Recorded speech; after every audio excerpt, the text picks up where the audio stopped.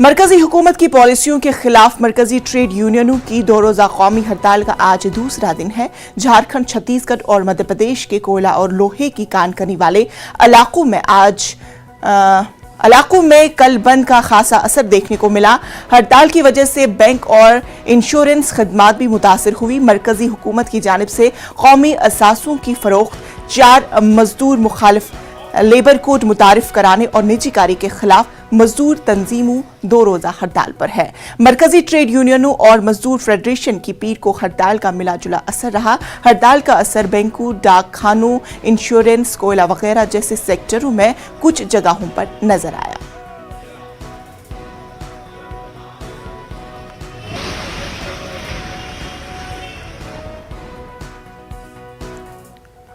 आज फिर पेट्रोल और डीजल की कीमतों में इजाफा हुआ है। दिल्ली में पेट्रोल 80 पैसे और डीजल 77 पैसे फी लीटर महंगा हो गया है। दिल्ली में 1 लीटर पेट्रोल की कीमत 100 रुपए के पार हो गई है। वहीं दिल्ली में 1 लीटर डीजल के लिए 91 रुपए 47 पैसे अदा करने होंगे। ये लगातार दूसरा हफ्ता है जब पेट्रोल और डीजल की कीमतों में इजाफा हो रहा है। तेल कंपनियों ने 22 मार्च से पेट्रोल और डीजल के कीमतों में इजाफा करना शुरू किया था। तब से पेट्रोल की कीमत में 4 रुपए फी लीटर से ज्यादा का इजाफा हो गया।